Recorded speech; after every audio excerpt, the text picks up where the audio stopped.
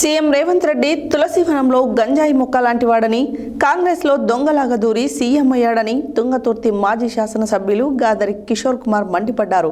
సూర్యాపేట జిల్లా తుంగతుర్తి మండలం అన్నారం గ్రామంలో ఏర్పాటు చేసిన మీడియా సమావేశంలో ఆయన మాట్లాడారు.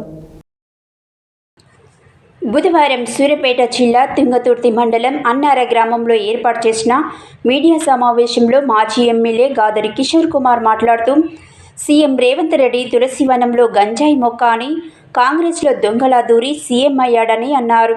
దేశంలో పనికి మాలిన సీఎం ఎవరైనా ఉన్నారంటే అది రేవంత్ రెడ్డినే అని, కేసీఆర్ మహావృక్షం, తెలంగాణ జాతిపిత, అలాంటి కేసీఆర్ని తెలంగాణలో లేకుండా చేస్తావా? నీకు అంత దమ్ము ఉందా రేవంత్? లుచ్చ పనులు చేసి జైల్లో చిప్పకుడు తిన్నోడివి నువ్వు, ఓటుకు నోటు దొంగవి నువ్వు.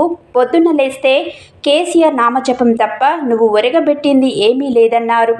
కలలో కూడా కేసీఆర్ గుర్తుకు వస్తున్నారని, రేవంత్ని కేసీఆర్ కంటే గొప్పగా చేస్తావని పొరపాటున నమ్మి గెలిపిస్తే ప్రజల రక్తాన్ని తాగుతున్న వ్యక్తి రేవంత్ రెడ్డి అన్నారు.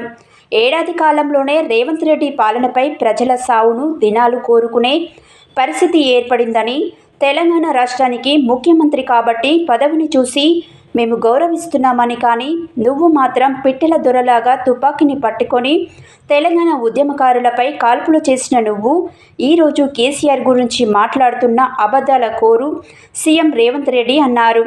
రైతులను, అన్ని వర్గాలను మోసం చేస్తున్న వ్యక్తి రేవంత్ రెడ్డి అని మండిపడ్డారు.